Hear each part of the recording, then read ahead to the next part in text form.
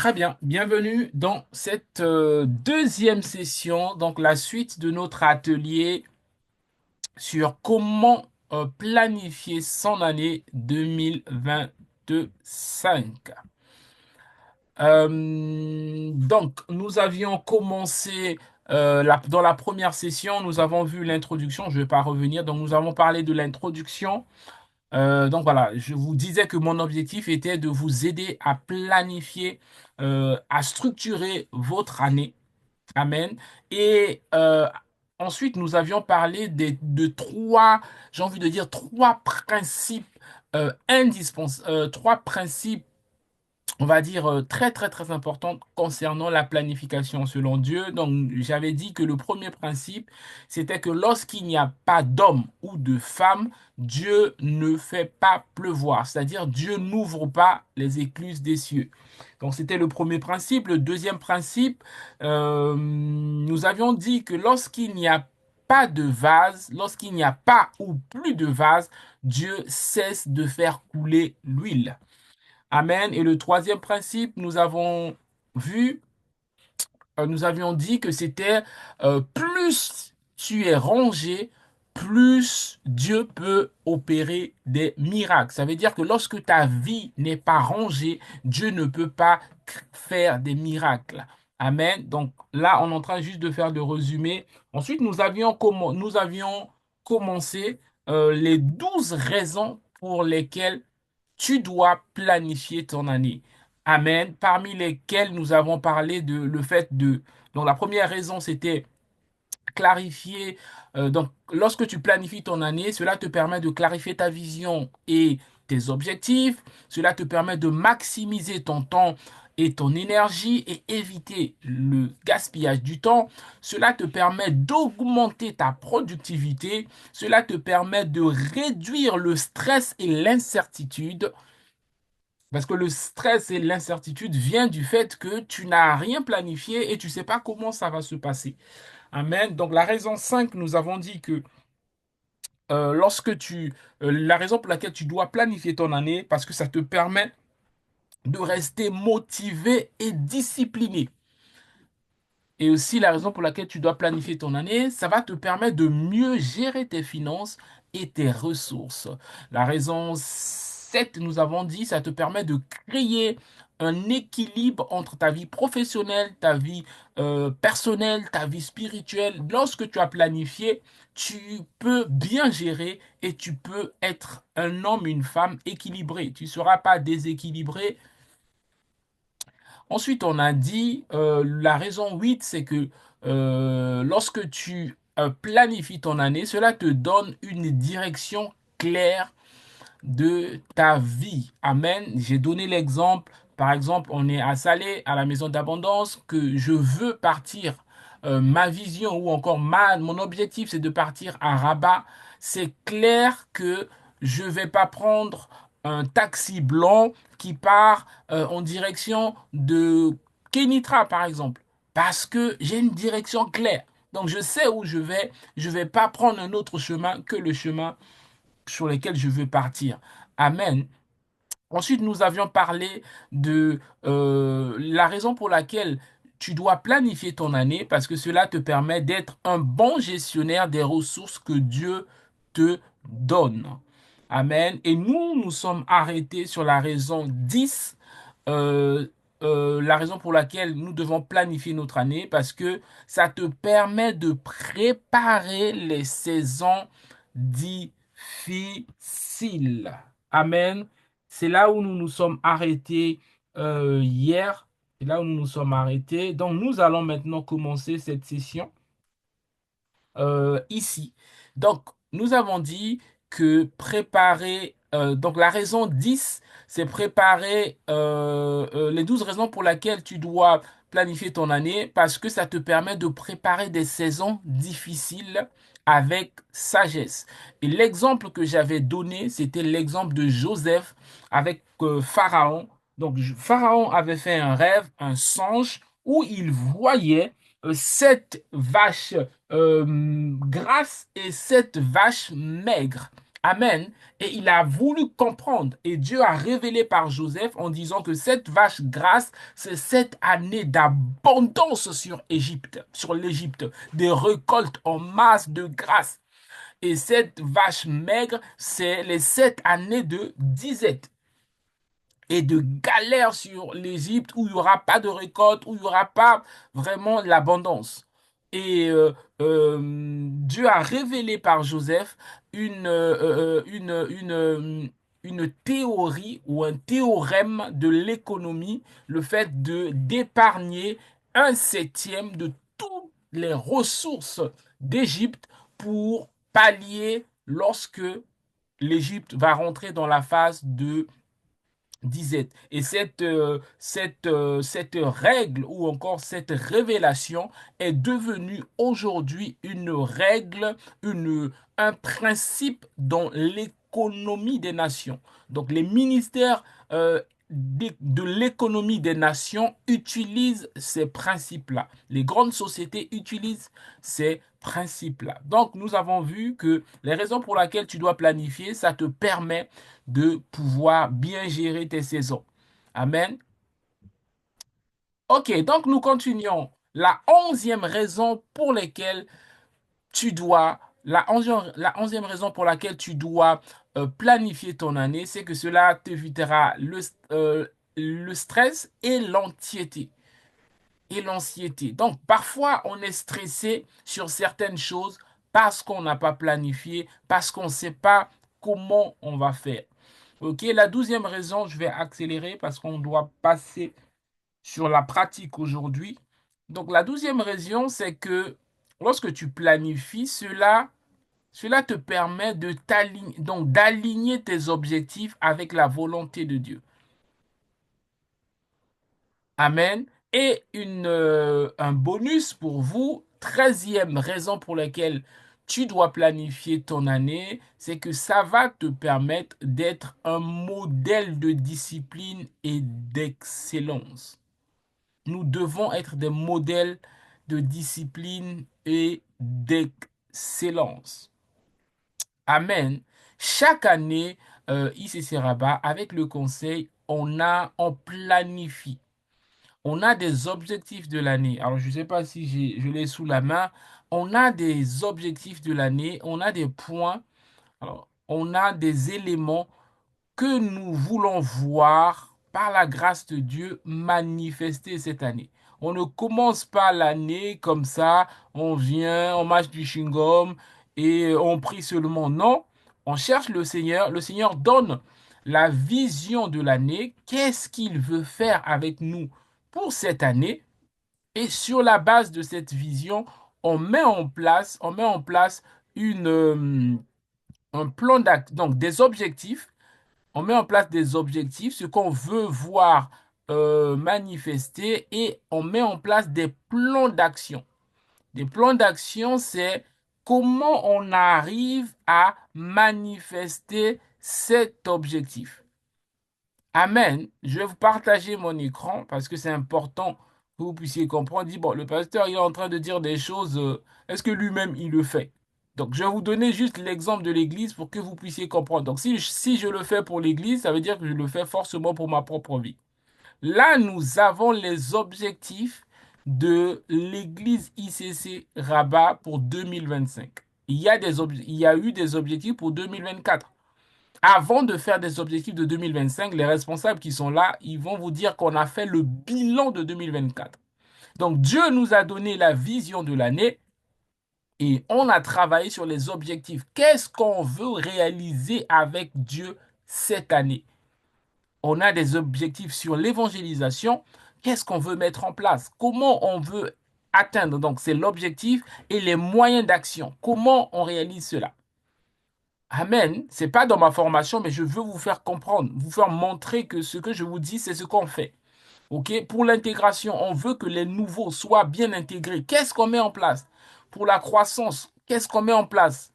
L'année dernière, parmi les objectifs, c'était on veut passer de 5 GI à 10 GI. Aujourd'hui, on a 10 GI. Pour 2025, on veut doubler. On veut passer à 20 GI au 31 décembre 2025. Voilà, pour la prière, qu'est-ce qu'on fait? pour la formation des leaders? Qu'est-ce qu'on fait pour les temps de partage? Et cette année, qu'est-ce qu'on veut mettre de nouveau? Donc, on va créer un nouveau ministère de la solidarité et des actions sociales parce qu'on veut avoir une vraie banque alimentaire, une vraie banque vestimentaire, si je peux m'exprimer comme ça. OK? Donc, il y a des objectifs clairs qui sont établis qui vont nous permettre de travailler avec Dieu. On va prier avec des éléments concrets. On va pas prier, ouais, Seigneur, fais grandir l'église. Ben non, parce que tu pries comme ça, Dieu envoie des gens, tu ne prends pas soin de ces personnes-là. OK? Donc, ça, c'est juste pour vous montrer un exemple. Je partagerai cela avec les stars lors de la réunion qu'on aura. Mais là, on a des objectifs clairs. Donc, tu dois, de la même manière que nous avons des objectifs clairs pour l'Église, tu dois avoir des objectifs pour ta vie. Alors, tu vas me dire, mais pasteur, les objectifs de l'Église, c'est Dieu qui donne. Non, non, non, non, c'est faux. Les objectifs de l'Église, c'est pas Dieu qui donne. C'est nous qui travaillons. Dieu donne la vision. Voici ce que je veux voir. Voici ce que je veux faire avec vous. Maintenant, c'est à nous de dire, OK, qu'est-ce qu'on met en place pour que la vision de Dieu se manifeste? Dieu dit, je veux l'élargissement. OK, l'élargissement, ça veut dire qu'il faut faire de la place pour des nouvelles personnes. Il faut accueillir des nouvelles personnes. Comment on les accueille? Qu'est-ce qu'on met en place pour les accueillir? Qu'est-ce qu'on met en place pour répondre à leurs besoins? Il y en a qui vont venir avec des problèmes spirituels. Il y en a qui vont venir avec des démons. Il faut chasser les démons. Il y en a qui viendront avec des défis. Il faut leur donner à manger. Ça, c'est notre responsabilité. Ce n'est pas la responsabilité de Dieu. La responsabilité de Dieu, c'est de donner la vision. Notre responsabilité, c'est de chercher Dieu et Dieu nous donne des inspirations pour travailler sur les objectifs. OK? C'était une parenthèse pour vous montrer que ce que je vais vous montrer, c'est pas du théorie. Le pasteur ne vient pas vous dire des choses qu'il ne pratique pas. OK? Je le pratique de ma propre vie et je le pratique aussi que ce soit pour l'Église, que ce soit pour les entreprises. Parce que faire des objectifs, avoir une vision, c'est pour tout le monde. C'est pour les personnes individuelles, c'est pour les foyers, c'est pour les entreprises, c'est pour les associations, c'est pour l'Église. On doit avoir des visions claires. Amen. Donc, je reviens sur ma présentation. Voilà. Donc, on a vu les 12 raisons. On va tout de suite continuer. Donc voilà, rapidement, concernant les 12 raisons, si je peux conclure ce chapitre, je dirais, planifier ton année, c'est honorer Dieu en étant un bon gestionnaire de ta vie. Amen. Donc, les gens du monde disent que lorsque un projet que tu as planifié, c'est un projet qui est déjà exécuté à 50%. Donc, c'est important de planifier. Alors, sans plus tarder, on passe au deuxième chapitre, ou encore le deuxième point, c'est quand faut-il planifier son année? À quel moment? À quel moment je dois planifier mon année? Alors, généralement, OK, euh, chacun planifie un peu comme il le souhaite, mais généralement, l'année est planifiée entre le 1er décembre et le 31, dans le 1er décembre de l'année précédente et le 31 janvier de l'année qui va commencer. Donc là, tu es pile poil, si je veux m'exprimer comme ça, au bon moment pour planifier ton année. Amen. Donc, c'est sur cette période-là où tu dois prendre le temps pour planifier ton année. Amen. Donc, voilà. Tout ça, la première partie, c'était que l'introduction, vous donner envie d'aller plus loin. Là, maintenant, nous allons commencer les choses sérieuses. Qui veut avancer avec moi ce soir? Amen. Amen. Amen. Amen. Yes, Amen. très bien. Donc, comment planifier ton année? Dis à ton voisin comment planifier ton année. Moi, je veux savoir. Comment Comment planifier ton planifier ton année? année? Comment planifier ton année? OK, très bien. Alors, avant de rentrer dans tout ça, je vais demander à chacun de vous, est-ce que est-ce que parmi vous, vous avez des objectifs pour cette année? Est-ce que tu as des objectifs que tu veux atteindre cette année? Est-ce que tu as un objectif que tu veux atteindre cette année? Tu peux le mettre dans discussion. Si tu as un objectif que tu veux atteindre cette année, tu peux l'écrire. Cette année, je veux avoir mon permis. Cette année, je veux me marier. Cette année, je veux me fiancer. Qu'est-ce que tu veux? Voilà. Bon, si tu veux être discret sur le mariage, tu peux mettre autre chose. Ok, cette année, je veux soutenir voilà, ma thèse, etc. Quels sont, ou encore quel est l'objectif que tu veux atteindre cette année? Donc, je veux que tu le mettes ça dans discussion en attendant. En attendant, qu'est-ce que tu veux réaliser cette année? Amen. Ok. Donc, en attendant, je vois rien là. Qu'est-ce que tu veux réaliser cette année? Donc, cette année, je vais parler couramment anglais. C'est très bien. Très bien, très bien. C'est un très bon objectif. Cette année, je veux évangéliser encore plus. Très bien, très bien. Je veux juste travailler. Je veux juste travailler cette année. Très bien. Cette année, je dois faire. Cette année, je dois. Voilà. OK. Très bien. Cette année, je vais changer de boulot. Très bien. Très bien, très bien.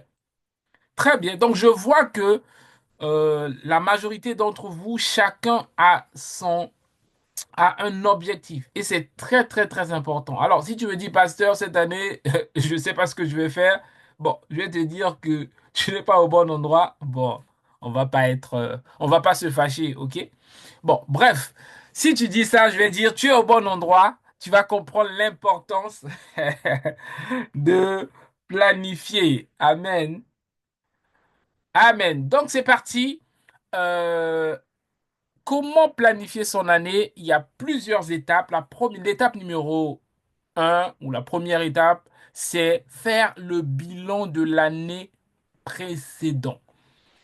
Toute bonne planification commence par le bilan de l'année précédente.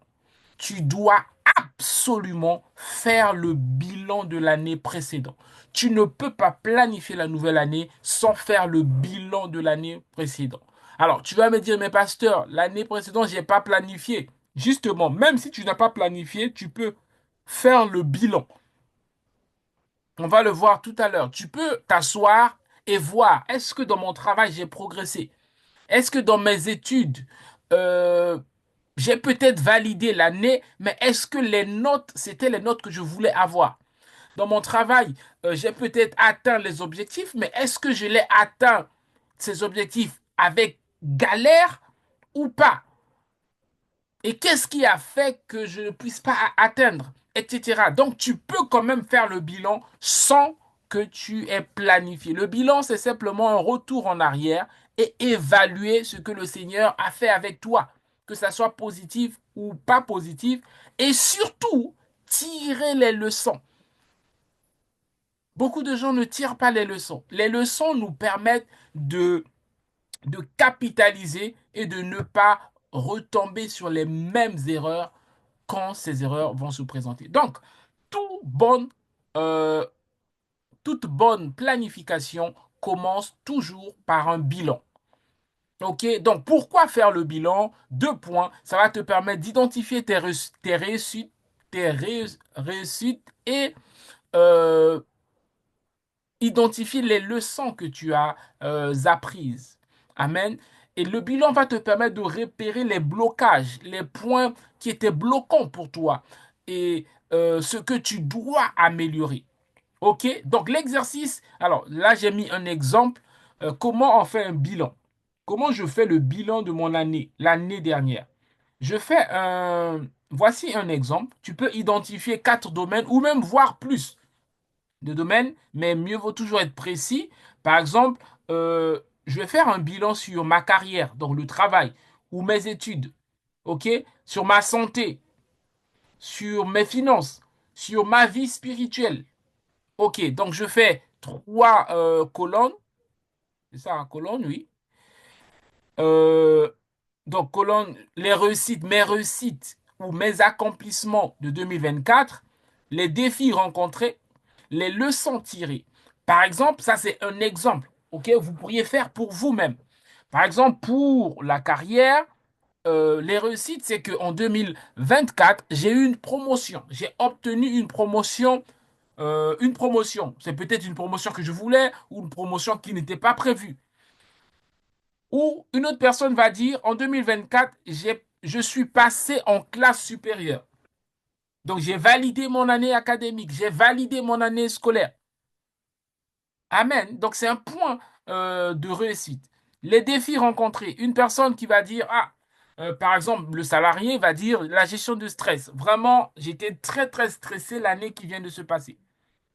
Pour l'étudiant, il pourra dire, j'ai validé l'année, mais les modules.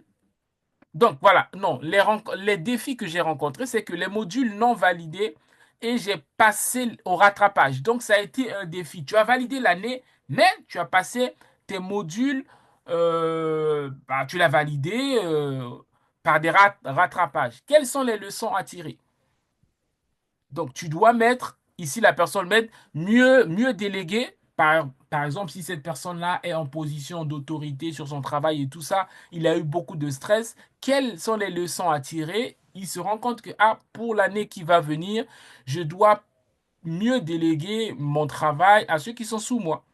Par exemple, pour un étudiant ou pour une étudiante, tu pourras dire, je dois éviter d'attendre la dernière minute pour commencer à réviser. Par exemple, je dois anticiper, je dois étaler mes révisions sur toute la période scolaire. Je ne dois pas attendre mes partiels sont en janvier et c'est en janvier que je commence à réviser. Donc ça, je dois éviter ça. Amen, vous comprenez un peu ou pas comment on fait le bilan. Et vous allez le faire sur chaque domaine. Par exemple, sur le domaine de la santé. Si en 2024, tu t'es dit, bon, moi, je vais faire du sport, je veux perdre un peu du poids ou je vais grossir un peu parce qu'il y en a qui veulent prendre un peu du poids, tout ça, tu vas évaluer, est-ce que tu as pris du poids ou est-ce que tu as perdu si c'était pour maigrir. Tu vois que, tu as perdu 5 kilos. OK? Quel a été ton défi? Ton défi, c'était manque de constance. Tu t'es dit, bon, fini avec du chocolat, fini avec des matières grasses, mais de temps en temps, tu reprenais quand même. Donc, ça a été un défi pour toi. Donc, du coup, leçon à tirer, c'est que juste les jeux ne suffit pas. Je dois peut-être intégrer le sport dans ma routine personnelle. Vous voyez un peu comment ça fonctionne ou pas? Dites-moi, est-ce que c'est clair pour vous ce que je suis en train de vous dire là? Oui, oui, C'est Oui, clair, oui. pasteur. c'est clair. C'est clair, pasteur. Amen. Sur le point financier, j'avais un objectif. Donc, lorsque tu as un objectif, tu peux maintenant, là maintenant, si tu as un objectif, tu repasses sur tes objectifs. Mais si tu n'as pas planifié, tu peux te souvenir comment a été ton année. OK? Donc, si tu avais par exemple planifié en disant cette année 2024, je veux épargner par exemple 5 000 € ou 50 000 dirhams et tout ça. Donc, c'était peut-être ton objectif. Et là, pour le bilan, tu vérifies est-ce que tu atteins ou pas. OK? Ou par exemple, voilà, j'avais prévu de planifier 5 000 dirhams. Et là, maintenant, je regarde, est-ce que j'ai pu le faire? J'ai pu le faire, ok? Quels ont été mes défis? Les défis, c'est que malgré que j'ai pu le faire, je pense que j'aurais pu faire plus. Mais je fais trop de dépenses impulsives. C'est-à-dire, c'était pas prévu et je passais par la Médina parce que il y a un oncle à moi ou une tante qui était venue au Maroc pour se faire soigner. Donc, je l'accompagnais et je suis passé à la Médina. J'ai vu un sac Chanel et j'ai décidé comme ça qu'il n'était pas prévu. Bon, ça, c'est plus les sœurs, hein. Ce n'était pas prévu, mais le sac était tellement joli que j'ai dit, Seigneur, là, ça c'est mon opportunité. Et surtout que c'était marqué moins 2%. Donc j'ai dit que c'était l'opportunité du siècle et j'ai acheté le sac dont j'avais pas forcément besoin. Donc ça a été mon défi. Et ce que je vais faire, c'est que l'année prochaine, quelle leçon j'ai tiré? Donc après que j'ai acheté, j'étais contente plutôt, mais j'étais un peu triste d'avoir fait ça comme ça sans réfléchir. Donc, quelle leçon prise ou à tirer, c'est que l'année prochaine, je dois suivre mes finances mensuellement et bien planifier avant d'acheter. Et la loi est appliquée. Alors, je ne sais plus c'est quoi, la loi de 100 heures, c'est ça. C'est-à-dire, lorsque tu veux acheter quelque chose, si le coût est très élevé et que tu n'avais pas prévu, tu dois rentrer chez toi, tu dois attendre, je vais dire, 72 heures. Si ce besoin est toujours donc, normalement c'est 100 heures, mais moi je dis 72 heures. Si ce besoin d'acheter encore cette chose-là reste, ça veut dire que tu peux aller l'acheter. Bon, ça c'est une parenthèse. Je reviens, voilà, toujours sur la partie bilan. C'est par exemple, sur la catégorie spirituelle. Quelle a été tes réussites en 2024? Tu diras, par exemple, j'ai gardé la foi par la grâce de Dieu. J'ai participé aux dynamiques des 9 heures de prière, de 20 heures de prière non-stop. Donc pour moi, c'est une réussite parce que je me suis pas mise à l'écart. J'ai participé, même si j'ai fait 30 minutes, j'ai fait 1h30, j'ai été dans la dynamique. C'est une réussite pour moi. Donc, quels ont été les défis rencontrés? Ça peut être, par exemple, bah, ma prière personnelle, c'était en dents de scie. Parfois, je me levais le matin pour prier, parfois, ça a été en dents de scie. OK? Quelles sont les leçons tirées? Les leçons tirées, c'est que tu dois avoir, par exemple, une routine de prière. Je dois avoir mes alarmes qui sonnent qui me rappelle que là, c'est l'heure de la prière, là, c'est l'heure de la méditation, et je dois m'organiser à lire la Bible, et je dois m'organiser à prier les horaires où je suis beaucoup plus réceptif. Parfois, des gens, ils mettent leur programme de prière à 22 heures. Mais à 22 heures, si tu es étudiant ou tu es travailleur, tu es fatigué. Tu rentres du travail, tu as bien mangé du manioc là avec du poisson que Mira a préparé.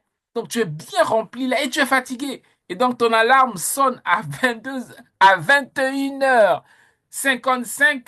Tu dis, Seigneur, là, vraiment, je pense qu'il faut qu'on négocie là. Parce que là, je ne suis pas dans les bonnes dispositions pour prier. Tu dois tirer des leçons que cette heure-là, ce n'est pas une bonne heure pour toi.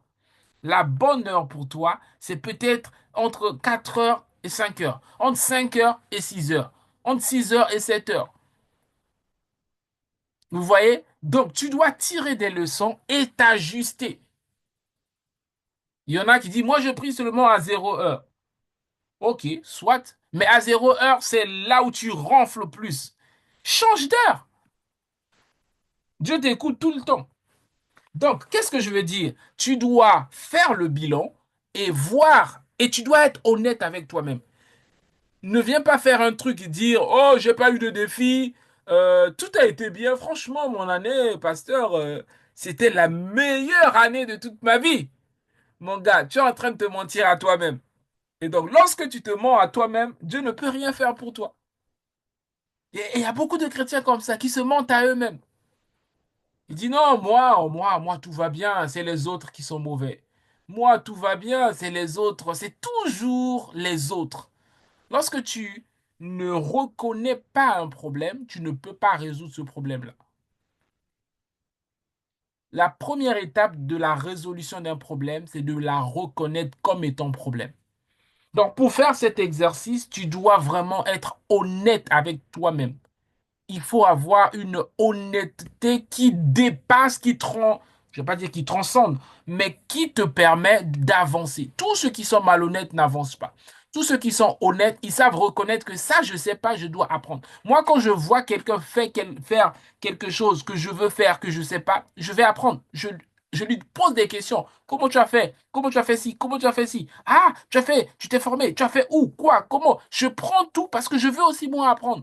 Mais toi, si tu es en mode, ouais, il fait ça, c'est bien, mais bon, tout le monde peut faire. Tu n'apprendras rien. Tu vas rester là comme ça longtemps. Bon, c'était pas l'objectif, hein. Donc, ne sois pas fâché ce soir. On a dit ce soir, on est en paix. Amen. Donc, ça, c'est un exemple de bilan. Donc, par la suite, j'avance. Vous avez ça. Tu peux prendre ta feuille maintenant et ton cahier ou feuille. Tu vas faire ce petit tableau. Alors, vous aurez le tableau. Vous avez le tableau dans un drive. Donc, je vais demander au secrétariat de mettre le lien déjà. Mais vous allez prendre, donc ça c'est le bilan, ça c'est l'exercice numéro un. Tu vas regarder ton année 2024 et tu vas aller pas à pas. Tu vas voir quelles ont été tes réussites cette année et quels ont été les défis, donc les difficultés rencontrées. Et quelles sont les leçons que tu as attirées. Vous aurez tout ce support. Donc, il y a un drive. Voilà, vous pourrez télécharger le PDF et faire des exercices. Donc, vous aurez vraiment tout dessus. Voilà, juste viens de le partager. Vous pouvez télécharger tout le visuel, tout ça. Donc, vous devez faire ce travail pour vous-même. D'ailleurs, vous allez le faire là maintenant. Prends un stylo, prends ton cahier et tu dessines ce petit tableau. Je le laisse là. Tu peux faire la capture d'écran sur ton téléphone si tu veux pour que tu puisses travailler dessus. Tu dois faire le bilan de ton année. Tu es en train de te dire, mais pasteur, moi je suis là pour planifier mon année 2024. Tu ne peux pas planifier sans faire le bilan. Donc tu dois absolument passer par la case bilan. Amen. Donc vous avez compris un peu, je reviens, comment ça fonctionne. OK, mais vous avez dans le lien que le secrétariat a envoyé tous ces exemples. OK, donc il y a un document où c'est marqué exercice donc sans exemple. Donc les exercices sans exemple et l'autre avec des exemples. OK, donc on va avancer. Donc la première étape, c'est de faire son bilan. Dis avec moi faire son bilan. Faire son bilan. Faire son bilan. Faire son Faire bilan. son bilan.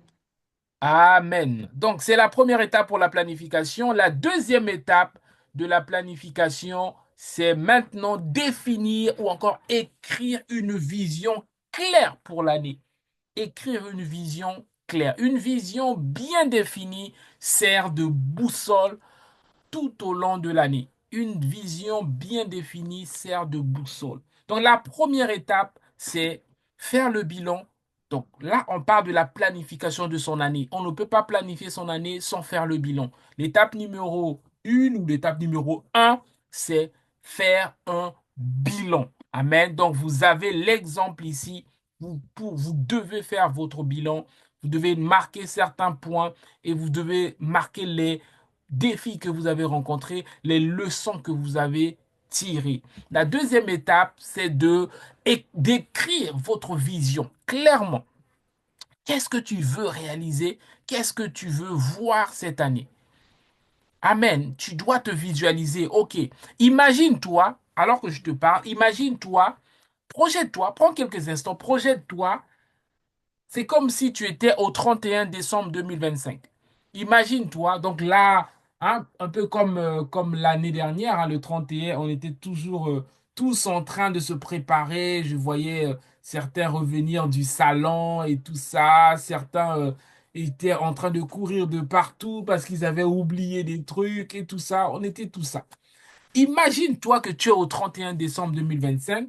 Qu'est-ce que tu aimerais avoir accompli durant cette année? Pour écrire la vision de l'année, tu dois te projeter. Ah Seigneur, j'aimerais au 31 décembre, par exemple 2025, avoir mon permis. J'aimerais au 31 décembre, par exemple, améliorer mon niveau d'anglais. Tenir une discussion pendant 30 minutes, pendant 1 heure, pendant 2 heures. Euh, au 31 décembre, j'aimerais avoir lu la Bible du début à la fin. Au 31 décembre, j'aimerais avoir une routine de prière qui est soutenue et maintenue. Donc, tu dois, pour écrire ta vision de l'année, tu dois te projeter qu'est-ce que tu aimerais avoir. Ça peut être sur le plan de, du travail, ça peut être sur le plan de ta santé, si tu veux être en forme. Moi, voilà, je peux dire, voilà, cette année, j'aimerais, par exemple, reprendre le golf parce que ça fait 2 ou 3 ans que je pars plus au club, par exemple. Et je veux dire, bon, cette année, j'aimerais quand même continuer à courir avec le rythme que j'ai toutes les 2 à 3 jours. Donc au moins 2 ou 3 jours. Ou cette année, j'aimerais accélérer un peu le rythme, courir 3 fois par semaine au lieu de 2 fois, par exemple, ou au lieu d'une fois. etc. Donc, tu dois te projeter et te dire ce que tu aimerais avoir. Amen. Donc, voilà, comment tu te ressens par rapport à ça? OK. Donc, pour la deuxième partie, pour définir la vision de son année, tu dois définir ici les catégories sur lesquelles tu veux te projeter. OK? Les cinq que vous voyez ici, c'est un exemple. OK? Vous n'êtes pas obligé de faire que sur ces catégories-là. Vous pouvez faire sur d'autres catégories. Amen. Ça, j'ai mis comme ça pour vous donner des exemples. Et la vision, c'est pas seulement dans un domaine. Tu dois avoir ta vision pour l'année. Et dans ta vision, il y a tes finances, il y a tes études, il y a tes projets, il y a ton entreprise, il y a ton développement personnel, ta relation avec Jésus-Christ. Il y a plein de choses. C'est à toi de définir ici. Amen. Ce que je mets ici, c'est un exemple. Après, tu peux reprendre ça si ça te parle. Amen. Est-ce que c'est clair pour vous? C'est clair, Amen. papa. OK, donc voici un exemple de définir sa vision globale pour 2025. Par exemple, donc voilà, on a la catégorie des domaines où tu veux définir ta vision. Et ici, c'est la vision idéale, c'est-à-dire ce que tu aimerais avoir. Par exemple, au niveau de la carrière ou encore des études, quelqu'un peut dire, j'aimerais en 2025 créer ma propre entreprise.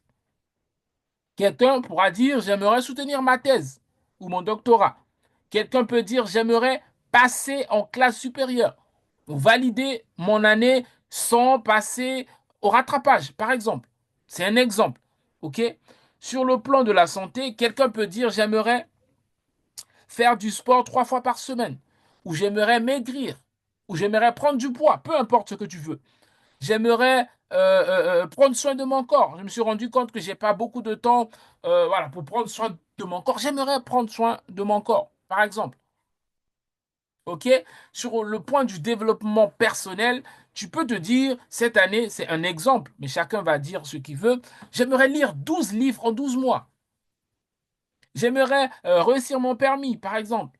J'aimerais apprendre une nouvelle langue. Je parle déjà anglais, français. J'aimerais apprendre espagnol. J'aimerais apprendre mandarin, par exemple. Amen. Sur le point, au niveau, par exemple, relationnel, quelqu'un peut dire, voilà, j'aimerais renforcer mes amitiés avec des personnes saines, par exemple. J'aimerais avoir des amitiés de qualité, des personnes qui me tirent vers le haut, pas des personnes qui me ramènent dans des futilités, par exemple. Ça peut être un objectif, un idéal pour toi. Parce que n'oublie pas que nous sommes la moyenne de 5 personnes qui nous entourent. Si les 5 personnes qui t'entourent sont passionnées de Dieu, c'est juste une question de temps pour que tu deviennes passionné de Dieu.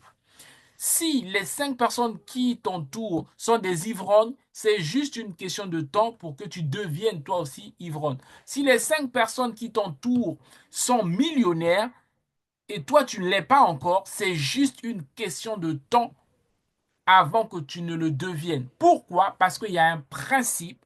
Les, nous sommes la moyenne ou nous sommes encore la résultante des 5 personnes qui nous entourent. Donc, si tu veux changer ta vie ou si ta vie n'avance pas et que tu as l'impression que tu vois des choses, tu vis des choses que tu n'aimerais pas vivre, ça veut dire que tu dois changer ton environnement, tu dois changer ta manière de faire, tu dois changer ce que tu écoutes. Parce que ce que tu écoutes t'impacte. Ce que tu écoutes, tu le deviens.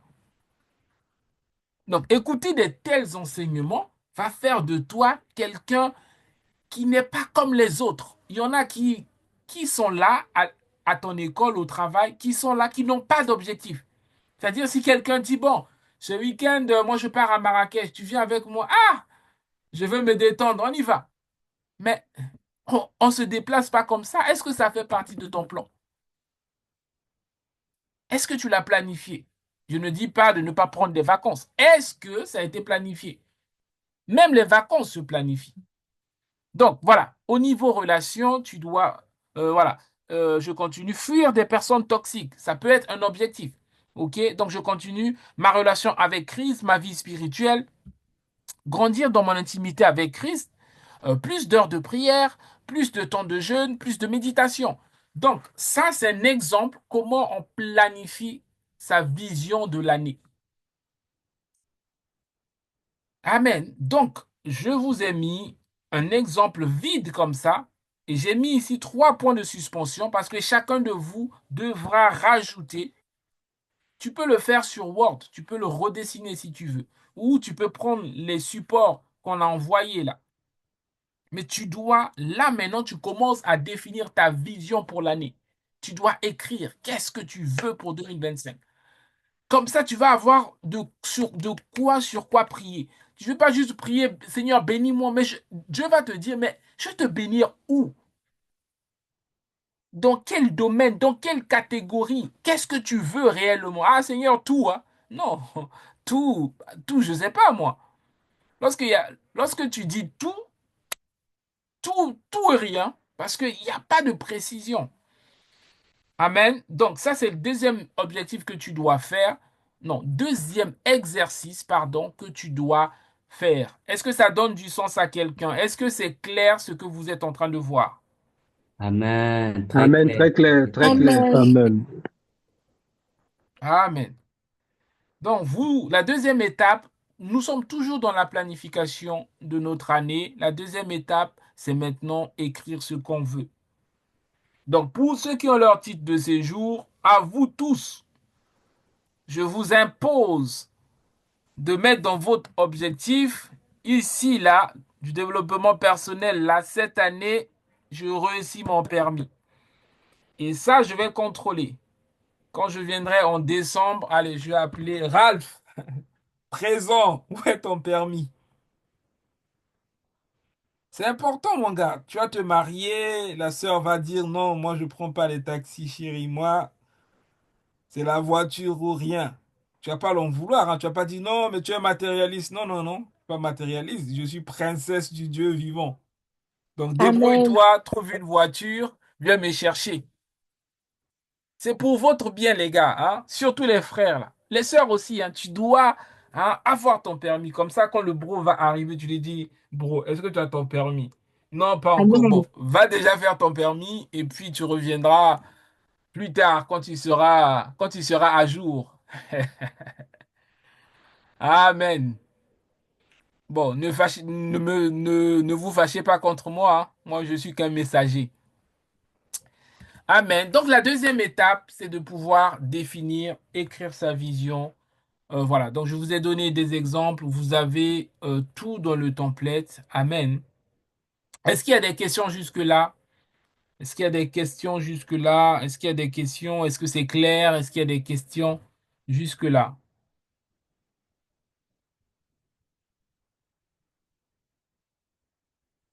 Alors, je ne vous entends pas. Est-ce qu'il y a des questions? Je ne vois pas de réaction, donc je ne sais pas s'il y a des questions. Est-ce que c'est bon?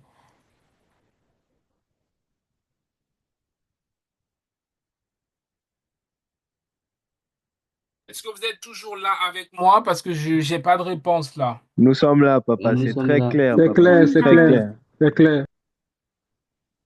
Super. Très bien. Très bien, très bien. On continue. On a plein de choses à voir. Donc, la deuxième étape, c'est de pouvoir définir sa vision dans tous les domaines, hein. Il n'y a pas de limite. J'ai mis 3 points de suspension ici. Tu peux mettre tous les domaines que tu veux. Le domaine familial, le domaine professionnel, peu importe le domaine que tu veux mettre, tu peux pouvoir mettre. Ou même le domaine du ministère. Voilà, si tu sens que Dieu t'appelle au ministère, si tu sens que si tu es normalement, lorsque tu es responsable d'un département, tu dois avoir des objectifs pour ton département. Seigneur, qu'est-ce que je veux qu'on puisse t'emmener cette année dans, voilà, dans le pôle, dans le service? Tu dois avoir un idéal, quelque chose que tu veux. Il faut que ton service avec Dieu soit bonifié. Moi, je refuse d'avoir les mêmes prédications depuis 10 ans. Je veux, Seigneur, je veux donner plus. Je veux plus de révélation, plus de grâce, plus d'onction, plus de puissance, plus de, plus de révélation que les autres n'ont pas. Bon, je ne fais pas pour les autres, mais plus de révélation pour être utile, plus de dons, plus de grâce. Tu dois aspirer à plus. Amen. Donc, la deuxième étape, on a dit, c'est définir sa vision. Donc, nous continuons. Donc, toujours dans la définition de la vision, là, là, je vous ai parlé de la vision, écrire, on va dire sa vision idéale pour 2025. Mais je profite de ça pour vous aider un peu plus, pour vous donner un autre format, parce qu'il y a plusieurs méthodes, hein, OK, pour définir votre vision de la vie globale. C'est pas seulement de 2025, c'est dans ma vie. OK, je l'ai fait en deux versions, mais c'est la même chose. C'est un exercice que j'ai fait avec plusieurs personnes. Tu dois écrire ta vision personnelle. Tu dois mettre à peu près, j'ai mis combien? Voilà, 9 points. 9 points. Sur les 9 points, tu dois écrire, par exemple, sur le plan professionnel, Élie, voici ce que tu dois devenir. Ça, c'est pas uniquement pour 2025, c'est pour ta vie. Qu'est-ce que tu veux devenir dans 10 ans, dans 15 ans, dans 20 ans, dans 30 ans? Qu'est-ce que tu veux devenir? Sur le plan professionnel, je veux devenir ci, je veux devenir ci, je veux devenir ci. Tu vas à chaque fois mettre ton prénom. Sur le plan spirituel, euh, euh, euh, euh, Abigail, voici ce que tu dois devenir. Tu parles, tu te parles à toi-même. Tu dois devenir ça, ça, ça.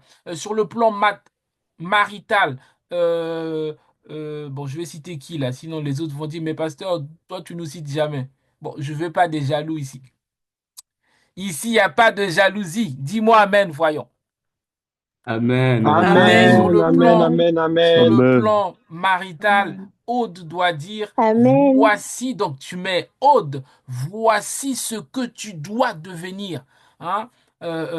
Sur le plan personnel, sur le plan familial, tu mets ton prénom, tu dis, voici ce que tu dois devenir. Tu dois devenir un bon père ou une bonne mère qui aime ses enfants, qui prend soin, ou un bon mari qui aime sa femme, qui est là pour sa femme, un bon mari qui impacte la société. Tu dois l'écrire. Ça, tu dois faire cet exercice-là. Ça, c'est pas pour 2025.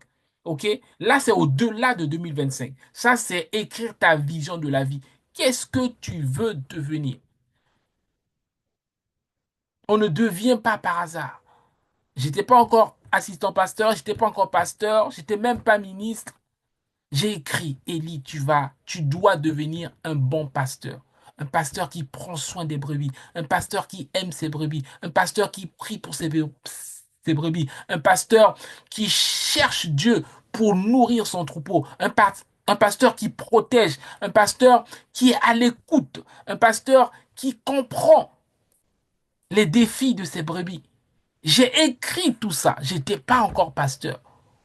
Tu dois écrire ce que tu veux devenir. Tu vas être officier dans ton pays. Je veux être un officier exemplaire. Je ne veux pas être un officier. Bon, ne mettez pas la négation. Mettez les choses positives. Je ne veux pas être un officier corrompu. En fait, alors, c'est pas ce que je dois partager ici, mais c'est très compliqué. Dans le monde spirituel, on ne comprend pas la négation. La négation n'existe pas. Donc, il faut écrire des phrases affirmatives. Voici ce que je veux devenir dans le domaine spirituel. Je veux devenir un passionné de Dieu. Dans le domaine marital, je veux devenir un bon mari. Je vais devenir un bon mari. Je vais devenir une bonne femme. Je vais devenir un bon père, un bon grand frère, un bon fils pour mon père, une bonne fille pour mon père, pour ma mère. Tu dois l'écrire. Tu dois écrire ce que tu veux devenir. Là, j'ai mis sur le plan spirituel, sur le plan marital, sur le plan familial. Tu n'attends pas de rentrer dans le mariage pour définir ça. Tu dois le définir. Je veux, tu mets ton prénom, tu dois devenir un homme fidèle. Surtout lorsque dans ta famille, il y a des antécédents d'infidélité, il y a papa qui a eu 10 000 femmes, etc. Il faut savoir qu'il y a des choses qui se transmettent dans le sang. Si dans ta famille, il y a eu beaucoup de divorces, toi, tu dois dire que toi, tu vas être fidèle, tu ne divorceras pas. Il y a des choses qui sont dans le sang.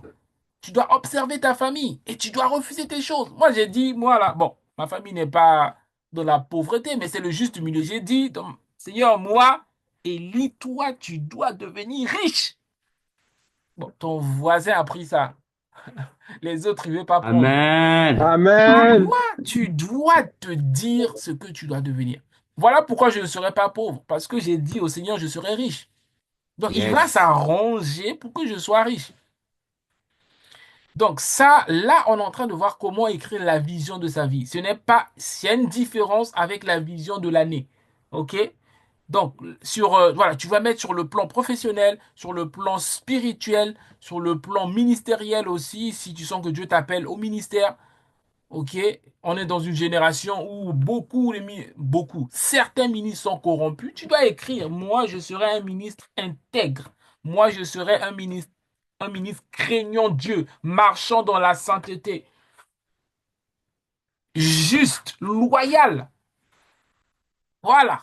Tu dois écrire ce que tu dois devenir. Ce que je suis aujourd'hui, ce que nous sommes aujourd'hui, maman et moi, ce n'est pas le fruit des souhaits. C'est le fruit d'une décision et des choses qu'on a écrites et on demande à Dieu la grâce de se manifester. Beaucoup d'entre vous priez dans le vide. Tu pries sur la base de quoi? Tu as demandé quoi à Dieu?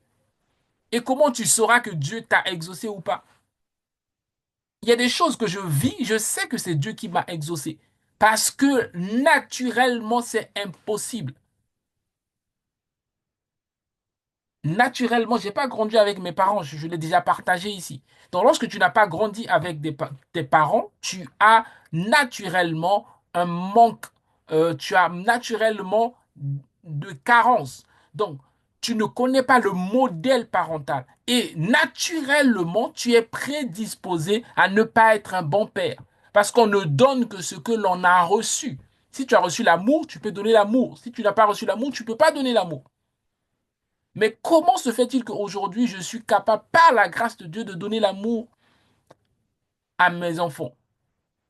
Parce que j'ai demandé à Dieu, Seigneur, moi là, tu feras de moi un bon père. Et donc, Dieu a réécrit mes gènes pour que dans mes gènes, ce soit des gènes d'amour. Donc, on ne devient pas par hasard. Non, les amis, c'est faux. On ne devient pas par hasard. On dit oui, si Dieu le veut, ça ira. Non, non, non, c'est pas si Dieu le veut. C'est tu écris et tu cries à Dieu jusqu'à ce que ça se manifeste. Parce que tu dois refuser de perpétuer le cycle de ta famille. J'aime mes parents de tout mon cœur. Mais j'avais dit, moi là, ça va pas être comme ça. Je n'ai peut-être pas reçu ça, de mes parents, Dieu, toi, tu peux me donner ça. Et Dieu m'a donné un amour. Je suis un père par la grâce de Dieu équilibré, aimant mon épouse, aimant mes enfants, que ce soit spirituel ou que ce soit biologique ou spirituel. Mais ça, c'est pas tombé du ciel, les amis. C'est venu d'un cri dans la présence de Dieu et d'une résolution écrite. Oui, écrite, pas des souhaits. Amen. Donc tu dois, voilà, sur le plan social, qu'est-ce que tu veux devenir? Tu n'as pas à avoir peur de dire, Seigneur, moi je veux être un homme influent, une femme influente dans ma communauté. Je veux être une femme d'affaires, un homme d'affaires. Tu n'as pas à avoir honte de ça, mon ami. Sur le plan du ministère, tu dois écrire. Sur le plan de caractère, tu dois écrire. Surtout lorsque dans ta lignée familiale, il y a des trucs bizarres. Tu dois écrire des choses. Moi, je serai intègre par ta grâce. Moi, je serai fidèle. Moi, je serai loyal. Moi, je serai si. Moi, je ne... Bon, pas de négation, mais moi, je serai... comment dire ça? Les personnes qui volent pas, là, c'est quoi? Ah, le français est compliqué comme langue. Intègre, voilà, intègre.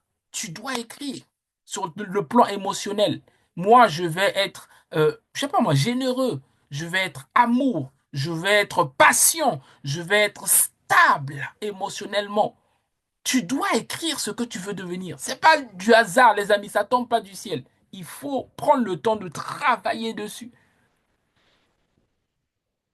Ensuite, sur le plan d'accomplissement personnel, qu'est-ce que tu voudrais devenir? Qu'est-ce que tu voudrais accomplir avant ta mort? Moi, je voudrais construire des écoles dans mon pays d'origine. Je voudrais construire des écoles. Je voudrais transformer le système éducatif de mon pays. Je voudrais monter des industries partout, partout en Afrique. Je voudrais, voilà, faire des choses où même lorsque je pars, ça reste gravé dans l'histoire. Qu'est-ce que tu aimerais accomplir dans la vie? Tout ça, c'est écrit et je sais que ça va s'accomplir. Je sais qu'avant de quitter la terre, Seigneur, je vais construire des hôpitaux, je vais construire des écoles, je vais construire de la maternelle à l'université et je vais gouverner mon pays. Je ne sais pas comment, sur quel poste, mais Seigneur, je vais être parmi de ceux-là qui auront écrit l'histoire. Que ça soit de l'évangile dans mon pays ou dans la, peu importe, mais avant de quitter la terre, je vais écrire l'histoire, les amis. C'est ma résolution et ça va arriver. Ça va arriver. Tout ce que j'ai écrit aujourd'hui, je le vois s'accomplir. Ça, là aussi, ça s'accomplira. C'est comme ça qu'on écrit la vision de sa vie. Mais c'est des choses qu'on reçoit, c'est pas des choses par convoitise. C'est des choses où tu cherches Dieu, tu prends le temps dessus. Et lorsque tu prends le temps et que tu cherches Dieu, tu vas écrire. En fait, tu es en train d'écrire, tu penses que ça vient de toi. En réalité, ça vient de Dieu. Parce que c'est la volonté de Dieu pour toi. Pourquoi? Parce qu'il dit que tous ceux qui marchent avec Dieu trouvent dans leur cœur les chemins tout tracés.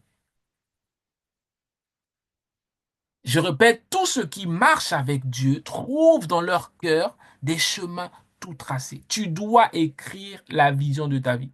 Tu dois pas être là, bon, ouf, est-ce qu'il y a un frère qui vient ou pas? Est-ce qu'il y a une sœur? Non, non, non, non, non. Où vas-tu déjà? La sœur ou le frère va monter dans la barque vers une destination. Où est-ce que tu vas?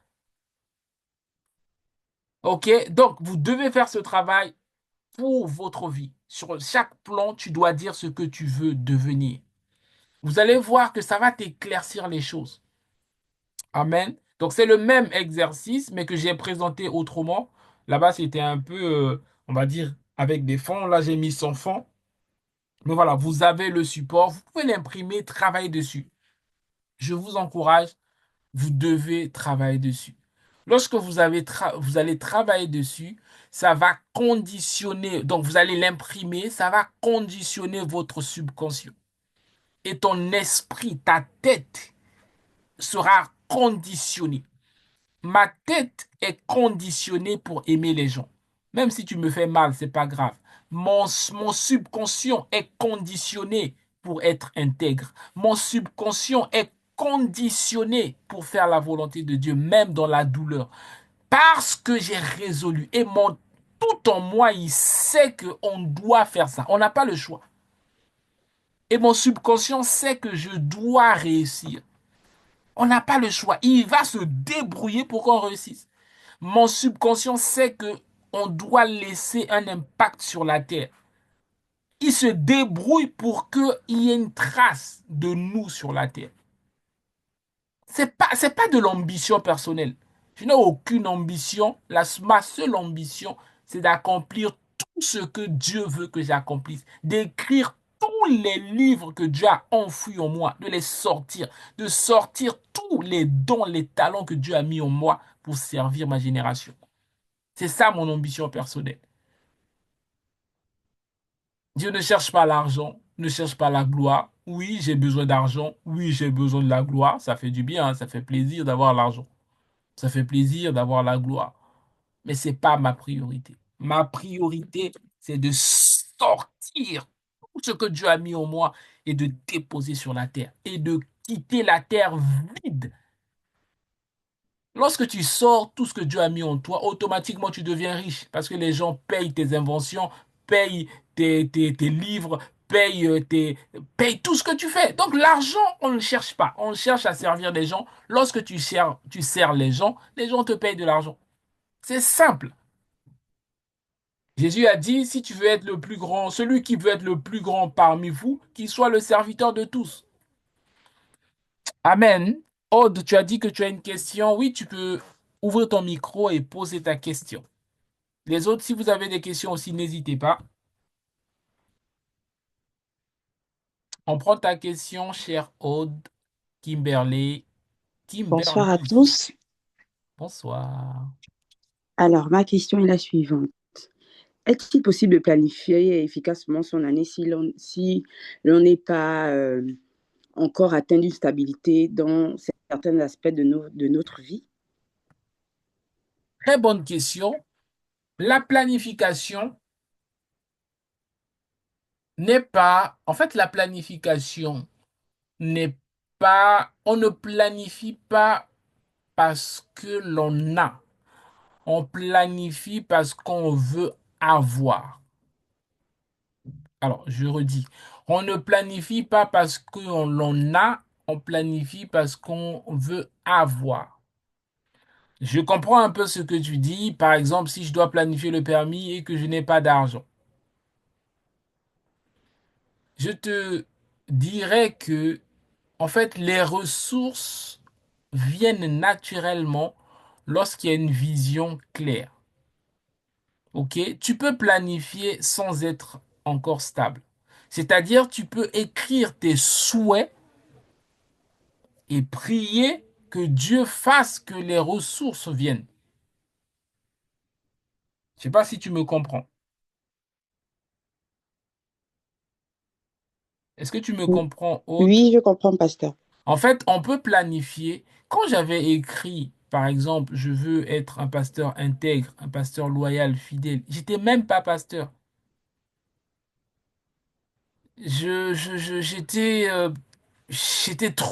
très loin parce que ça fait aujourd'hui à peu près 15 ou 20 ans, je sais pas. Donc, on ne planifie pas parce que l'on a, on planifie parce qu'on veut avoir. C'est notre objectif.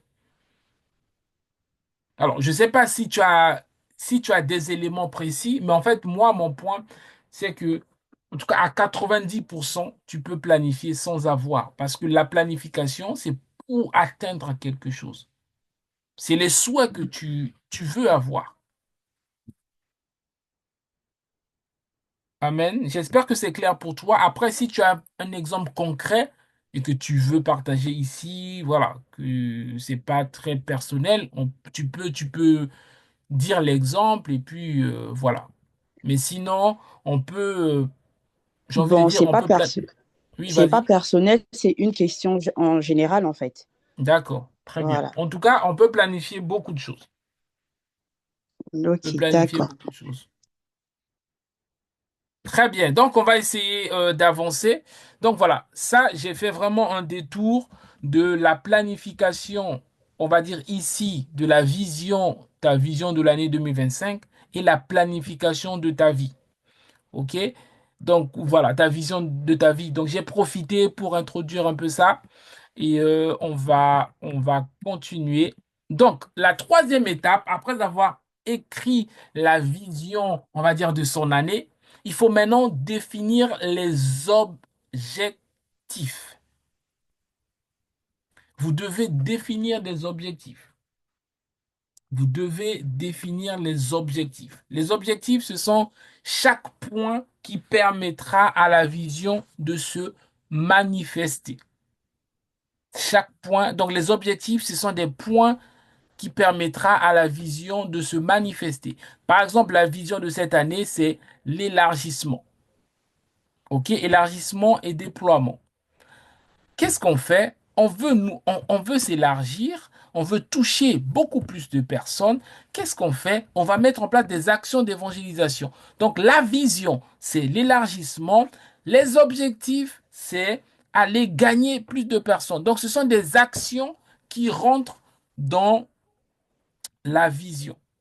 OK? Donc, des objectifs vagues mènent à des résultats incertains ou encore à des résultats vagues. OK?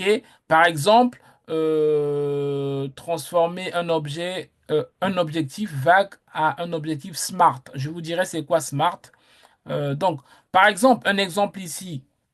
Je veux être en meilleure santé. Au lieu de mettre je veux être en meilleure santé, tu peux aller dans un objectif précis parce que en meilleure santé, c'est vague. Tu dois écrire un objectif précis. Par exemple, cette année, je vais courir 5 kilomètres 3 fois par semaine pour perdre 4 kilos d'ici juin 2025, par exemple. En fait, tes objectifs doivent être euh, SMART, ok? Spécifique, euh, mesurable. Je vais expliquer tout ça. Par exemple, ici, donc j'ai mis un exemple ici. Par exemple, euh, mon objectif, c'est, par exemple, voilà, je vais dire n'importe quoi, perdre un peu du kilo. Non, pardon, faire du sport. Pour que l'objectif soit SMART, c'est-à-dire ça doit répondre à 5 critères. Ça doit être spécifique.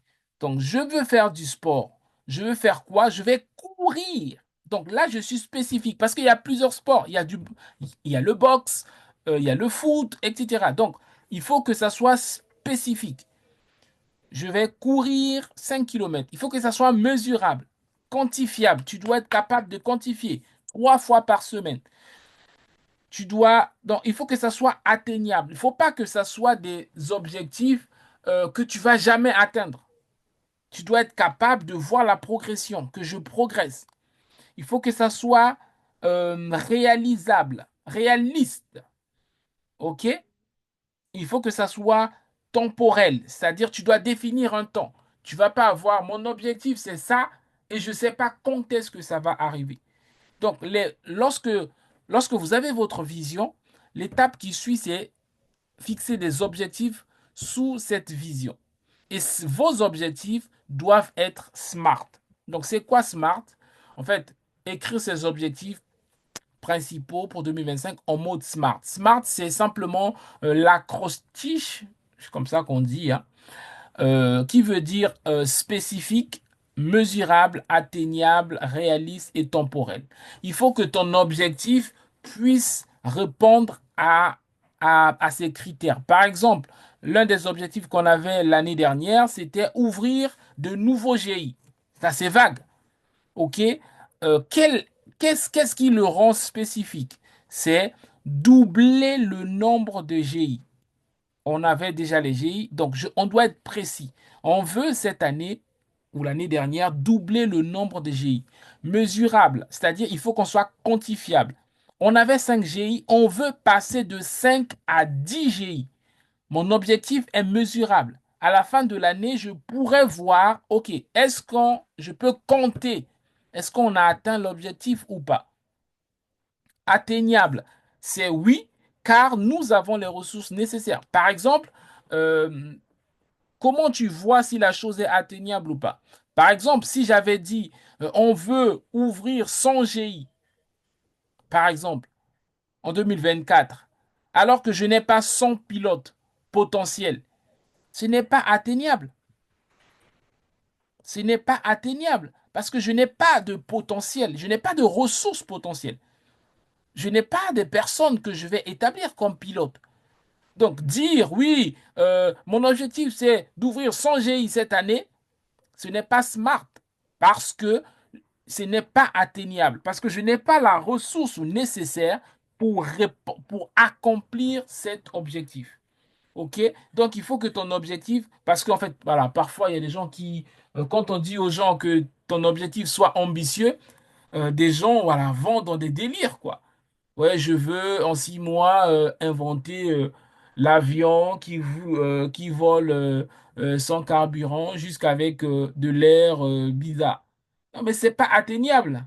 C'est pas atteignable. Donc, il faut, tes objectifs doivent être des choses qui soient spécifiques, donc précis, ok, mesurables, tu sois capable de quantifier, atteignables, tu dois avoir plus ou moins des ressources nécessaires ou même des compétences nécessaires ou même des choses que tu peux apprendre pour que ça soit atteignable et en fait réaliste, c'est-à-dire est-ce que ça peut se réaliser? Oui, ça peut se réaliser parce que en 12 mois, je peux former cinq autres pilotes. OK, temporel, c'est jusqu'à quand? Donc, c'était d'ici 31 décembre 2024. Donc, lorsque vous allez fixer vos objectifs, il faut que vos objectifs soient smart, c'est-à-dire soient spécifiques, mesurables, atteignables, réalistes et temporels. OK, donc ça aussi, là, c'est un exemple. OK, dans ta vision, si par exemple, je dois passer mon permis. Alors, je ne sais pas si j'ai mis l'exemple du permis ici. Euh, non, je sais plus. Non, ok. Ok.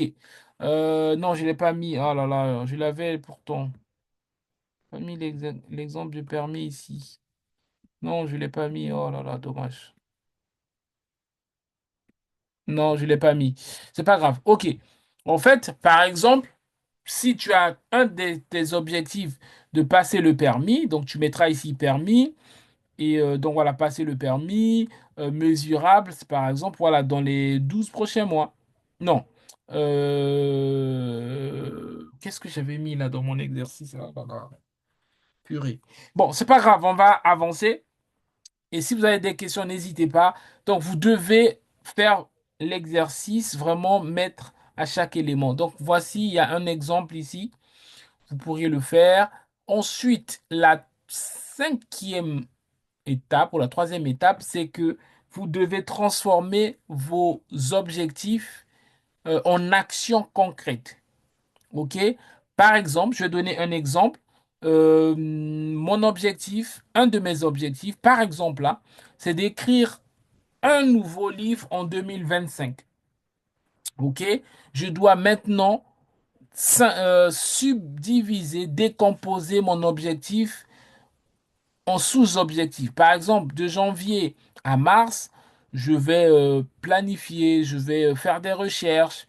De mars à juin, je vais rédiger la moitié ou rédiger une bonne partie. De juillet à septembre, je dois clôturer mon livre. D'octobre à décembre, je dois publier et promouvoir.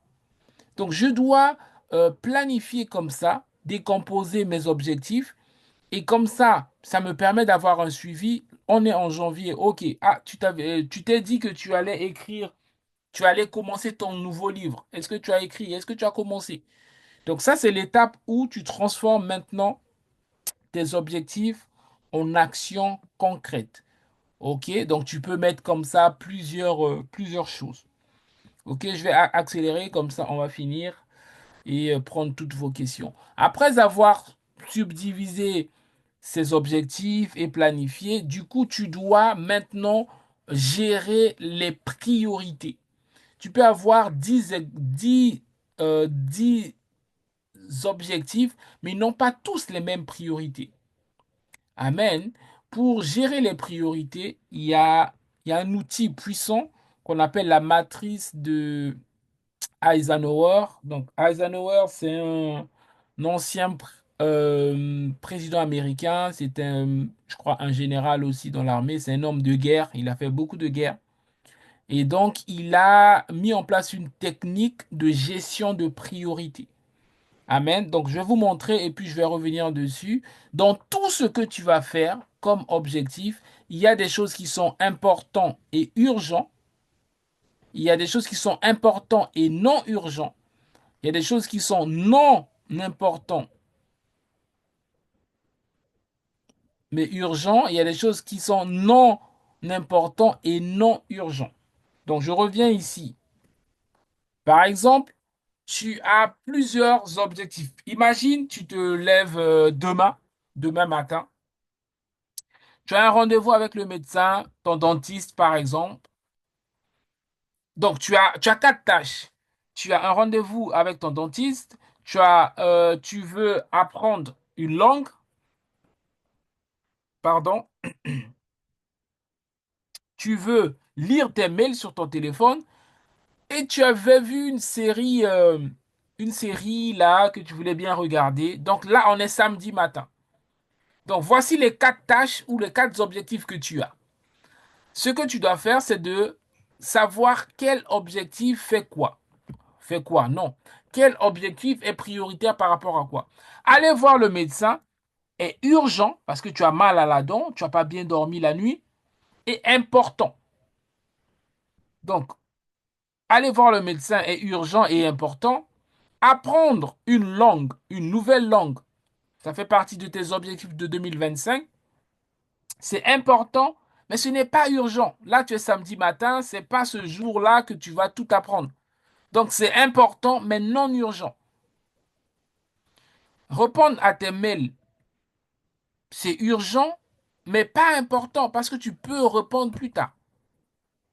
Sauf si c'est un mail où tu avais postulé et qu'on te demande de compléter les dossiers, etc., etc.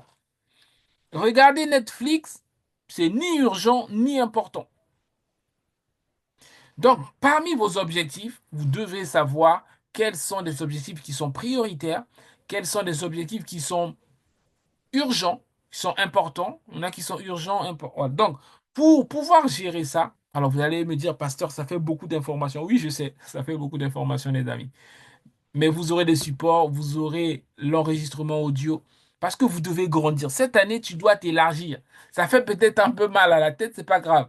À la fin, tu vas prendre les Doliprane ou je vais prier pour toi, ça va aller. Dis avec moi, ça va aller. Ça Ça va va aller. aller. Va aller. Ça va aller. OK?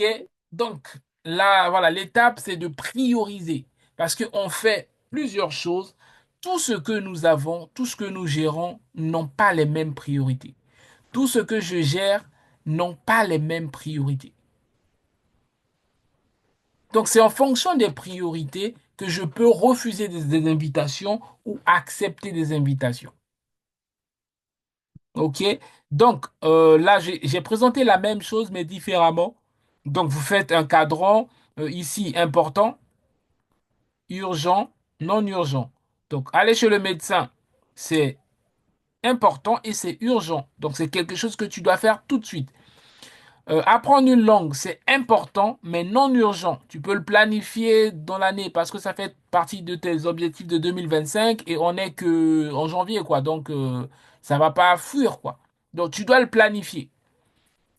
Répondre aux mails, c'est non important, ça peut être urgent. Donc, tu peux, bon, déléguer, ça, c'est dans le cadre vraiment du business, quoi. OK? Regarder Netflix, c'est ni important, ni urgent. C'est-à-dire, tu peux ou ne pas regarder, ça ne changera pas ta vie, ça va rien changer sur ta vie, quoi.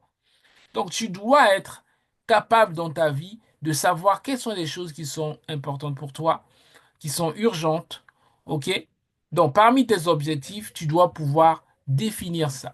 Par exemple, en 2024, euh, parmi tout, on va dire, je vais pas dire mes objectifs, les missions que j'avais, donc, parmi les missions ou encore les objectifs ou encore, je sais pas, j'ai pas le bon terme, c'était donc la mission à Rabat, donc l'église de Rabat, le ministère des campagnes avec l'apôtre Yvan, le ministère d'évangélisation.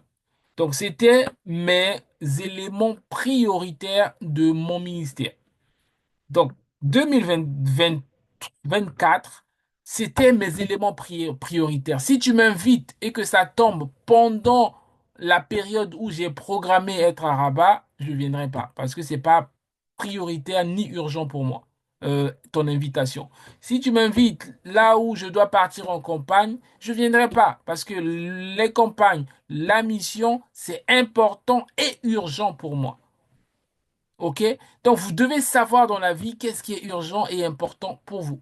Pour cette nouvelle saison, là, par la grâce de Dieu, je vais transmettre la responsabilité du ministère de l'évangélisation. J'espère aussi pour le ministère des campagnes. Ça sera plus ma priorité, ni important, ni urgent, parce que j'aurai laissé à d'autres personnes. Mais la mission pour Rabat sera toujours urgent et important pour moi. Donc, vous devez savoir dans chaque saison quelles sont les choses qui sont importantes pour vous, quelles sont les choses qui sont prioritaires pour vous. Si vous ne savez pas, les gens vont abuser de votre temps, vont abuser de votre énergie. Vous devez savoir. Moi, ma relation avec Dieu est prioritaire. Ma relation avec mon épouse, ma famille, mon foyer, mes enfants est prioritaire. Tu dois avoir des choses prioritaires. Comme ça te permet de bien gérer ta vie. Amen. On va essayer de clôturer ça aujourd'hui. Donc, je continue. Donc, vous avez compris un peu. Donc, là, vous devriez maintenant classer ici qu'est-ce qui est prioritaire. Donc, qu'est-ce qui est urgent et important pour vous. Qu'est-ce qui est urgent, mais qu'est-ce qui est important, mais non urgent. Donc, vous devez pouvoir les lister. OK? Voilà, l'exemple du permis, c'était ici. C'était dans la partie. Bon, maintenant que vous avez planifié tout ça, vous devez aussi gérer les imprévus. Il y a des imprévus qui peuvent venir, il y a des habitudes que vous devez installer. Par exemple, si tu veux cette année prier beaucoup plus, eh bien, tu dois mettre en place un réveil. Tu dois créer des habitudes pour répondre à ton objectif. Par exemple, là, j'ai remis l'exemple du sport. Il y a des... quels sont... Donc là, tu anticipes les imprévus. Quels sont les obstacles qui peuvent arriver? Bah, c'est le manque de motivation. Qu'est-ce que je peux faire? Bah, je peux m'inscrire à un club de gym ou je peux, si j'ai un ami qui lui aussi veut courir, on va se faire un deal. Ah, mon gars, tous les samedis matins, on court ensemble. Tu dois te projeter quels peuvent être tes obstacles et quelles sont des solutions potentielles. Tu n'auras pas peut-être toutes tes solutions, mais tu dois travailler dessus. Par exemple, tu veux lire 12 livres cette année. Quels sont les obstacles possibles? Ben, manque de temps. OK, qu'est-ce que je fais? Je vais mettre en place une routine. Chaque jour, je dois lire au moins 15 minutes ou au moins 5 pages. Ça dépend. Tu dois anticiper ça. Donc ici, c'est anticiper les imprévus. Je vais faire mon permis, par exemple. OK, mais si je ne réussis pas à mon code, qu'est-ce que je fais? Ou si, par exemple, je n'arrive pas à suivre, qu'est-ce que je fais? Mais je vais peut-être prendre, je sais pas moi, les cours supplémentaires, je ne sais pas. Donc vous devez, sur vos objectifs, anticiper les imprévus et trouver des solutions aux imprévus. OK? Donc après ça, bah, vous devez voilà, mettre en place un agenda, mettre des réveils, etc. Bon, pour certaines personnes, vous mettre des récompenses. Par exemple, si je réussis euh, euh, à avoir, donc j'ai toujours, par exemple, voilà, je suis élève en médecine. Bon, laissez-moi rêver, hein. Je suis élève en médecine et que, par exemple, sur tout ce qui est neurologique, j'ai toujours ben, moins de 14 et je me suis donné l'objectif cette année d'avoir 19 sur 20 parce que j'aimerais me spécialiser en neurochirurgie. Lorsque je vais avoir ma note de 19 sur 20, ben, je vais m'acheter quelque chose, je vais me récompenser. Donc, ça peut être ludique de faire ça, de te faire une récompense. OK? Donc voilà, ça c'est vraiment des trucs de détail, hein. OK? Bon, là, dans ce cas-là, tu as l'autorisation d'acheter ton sac Chanel. Bon, si tu as l'argent, si tu n'as pas l'argent, c'est pas bon ça. OK? Donc, vous devez anticiper sur les imprévus et aussi, bah, il y a certains objectifs où vous devez avoir, entre guillemets, un binôme ou encore, j'ai envie de dire, une personne à qui tu peux rendre compte. Ça peut stimuler. Ça peut aider, par exemple. OK? Sur la méditation de la parole, ça peut aider. J'ai médité ça et tout ça, j'ai progressé. Je me suis donné bah, pendant les 12 mois de lire Genèse à Apocalypse. Ah, là, actuellement, je suis sur Exode. Ah ouais, tu as fait ça, génial et tout ça. Ça s'encourage. Donc, vous pouvez avoir un binôme pour s'encourager. Un binôme aussi qui est dans cette dynamique-là. OK? Donc, ça fait partie des éléments pour garder le cap parce que beaucoup de gens mettent en place des objectifs en janvier. Moins de 45 jours, ils ont déjà abandonné leurs objectifs. Avant fin février, ils ont oublié leurs objectifs. Donc, pour ne pas oublier, tu dois mettre en place des mécanismes qui te permettent de te souvenir. Moi, j'ai beaucoup d'alertes, j'ai beaucoup de trucs dans mon agenda. Et voilà quoi, ça m'aide. OK? Donc voilà, c'est un exemple aussi hein, de là où vous pouvez mettre vos objectifs et identifier les freins, les choses qui peuvent empêcher. OK? Ensuite, lorsque vous avez fait ça, vous avez fini d'établir vos objectifs, votre vision. Maintenant, vous devez suivre et ajuster. Il y a des choses qu'on a mis en place, mais qu'on s'est rendu compte que jusqu'au 31, ça va être chaud. Je change la cadence. Je devais lire, par exemple, 10 pages par jour. Bah, je modifie, je passe à 5 pages parce que bah, mon temps ne me permet pas de faire plus. Vous ne devez pas hésiter à ajuster parce que vous n'êtes pas en prison. Vous n'êtes pas prisonnier de vos objectifs. C'est vous qui êtes au contrôle de vos objectifs. Amen. On peut avoir des objectifs et si il y a des imprévus, ben, on s'ajuste. Par exemple, donc je reviens sur l'aménagement, lorsqu'on est rentré en 2022, c'est ça, septembre, lorsqu'on est rentré à Salé, on avait parmi nos objectifs, c'était euh, euh, d'équiper l'auditorium avec des écrans, etc., etc. C'était notre objectif. Mais on n'avait pas dans l'immédiat les fonds nécessaires. On l'a ramené à plus tard. Aujourd'hui, c'est fait. Lorsqu'on est rentré, on avait l'objectif de mettre le chauffage, que ça soit réversible, que ça fasse le chaud quand il fait froid, que ça fasse le froid quand il fait chaud. Jusqu'aujourd'hui, on n'a pas encore mis, parce qu'on n'a pas encore les sous nécessaires, mais nous croyons que nous allons le mettre en place par la grâce de Dieu et nous aurons les sous nécessaires pour faire ça. Vous comprenez? Donc, cela n'empêche pas d'ajuster vos objectifs. OK? Par exemple, je vous ai mis tous la pression, tous ceux qui ont le titre de séjour à jour, de passer le permis, mais il se peut que tu as économisé, mais que la somme n'est pas encore arrivée, n'est pas encore complète. Tu ne vas pas te mettre la corde au cou. Au moins, tu as progressé. Au moins, tu n'es pas là où tu étais au 1er janvier. Alors, c'est pas une excuse hein, pour dire, bon, moi, je vais faire semblant et puis je vais dire au pasteur, au moins, j'ai progressé. Non, non, non, ça marche pas. Hein, Elma, tu as entendu, hein, ça marche pas.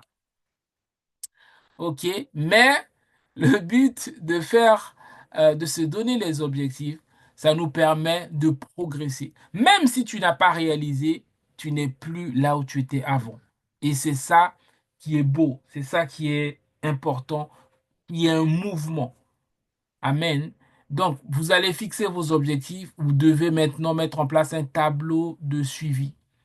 Tu t'es dit que voilà, je dois, voilà, au mois de janvier, je dois lire un livre. Bah, j'ai commencé à lire, mais j'ai pas fini. Je suis à 50%. Ben, je vais ajuster. J'avais dit, par exemple, 5 pages. Ben, je passe à 10 pages par jour parce que je veux rattraper mon erreur. Pardon, je veux rattraper, oh là là, c'est quoi déjà? Je vais rattraper, mon retard, voilà. Il faut maintenant ajuster ces objectifs. OK? Donc voilà, c'est un exemple de tableau. Tout ce que vous avez, les objectifs que vous avez mis par mois et les progressions. OK? Donc voilà, je suis arrivé presque à la fin. Vous avez reçu un lien et vous pouvez télécharger tous ces fichiers. C'est pour vous. OK? Ça vous permettra de travailler. Donc, je vais demander au secrétariat de remettre encore le lien du Drive.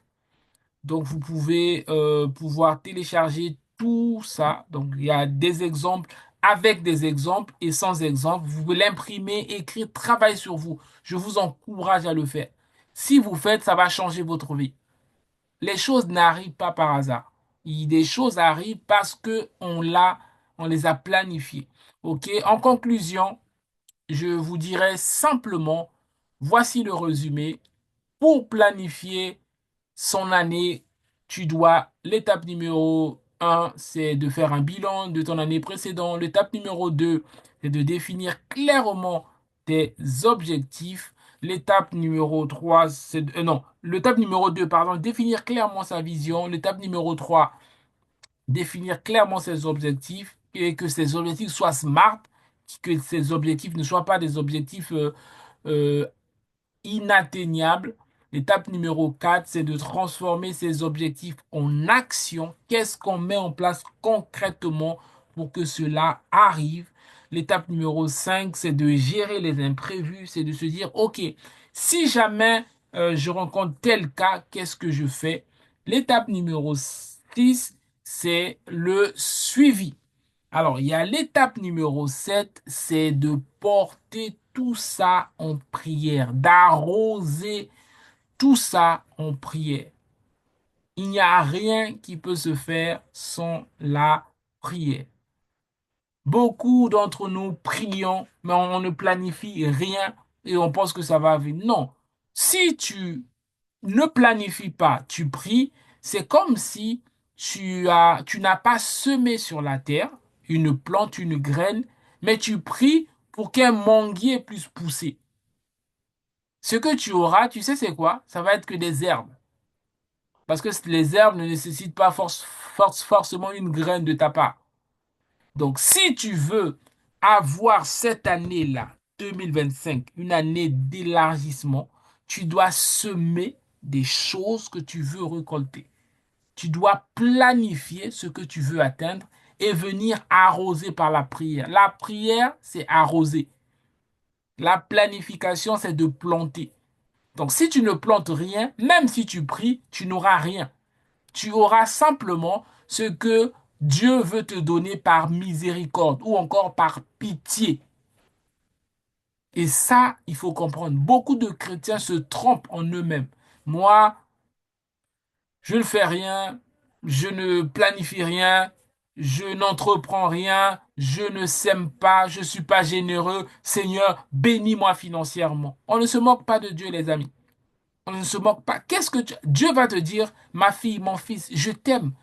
Mais qu'est-ce que tu as planté? Là, tu arroses, mais il n'y a rien dans la terre. Donc, tu dois planifier et tu dois les présenter à Dieu. L'apôtre Yvon nous a parlé des vases, nous a expliqué, nous a enseigné en disant que cette année, il faut présenter les vases. Et l'une des manières de présenter les vases, c'est de planifier. Seigneur, voici ce que je veux. Je fais un deal avec toi. Mais ça, tu dois l'écrire, pas dans ta tête. Comme ça, tu sauras si Dieu t'a exaucé ou pas. Comment tu peux savoir si Dieu t'a exaucé si tu n'avais pas écrit auparavant?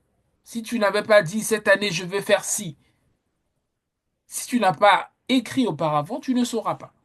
Voilà ce que je voulais vous partager. Que le Seigneur vous bénisse abondamment. Et donc voilà, je prends des questions. Donc voilà, l'adresse mail, c'est pour ceux qui vont réécouter l'enregistrement ou ceux qui vont regarder, ceux qui vont faire les exercices. Donc voilà, je prends des questions. J'espère que cela vous a béni. J'espère que vous avez appris plein de choses. Je suis disposé maintenant pour Amen. prendre vos questions. Est-ce que quelqu'un a été béni ce soir? Richement béni, richement Amen. béni. Amen. Amen. Amen. Amen. Amen. Amen. Amen. Amen. Amen. Amen. Amen. Gloire à Jésus. Ok, les amis, je vais prendre quelques questions. On avait dit jusqu'à... Voilà, il nous reste encore 15 minutes. Magnifique. On est dans les temps. Je vais prendre des questions. Est-ce que vous avez des questions? Est-ce que vous avez des questions? Vous pouvez lever vos mains sur Zoom et je vais prendre vos questions. Est-ce que vous avez des questions? Est-ce que vous avez des questions? Je vais déjà voir qui est là. Waouh! Il y a du monde ce soir. Est-ce que vous avez des questions par rapport à tout ce qu'on a vu? Je sais que c'est hyper dense, mais voilà, la session est enregistrée, donc vous pourriez aller réécouter. Ok, est-ce que vous avez des questions? Exaucer la question. Ce que je vais faire, c'est que je vais juste couper l'enregistrement et puis on reste sur les questions pour que l'enregistrement ne soit pas très long.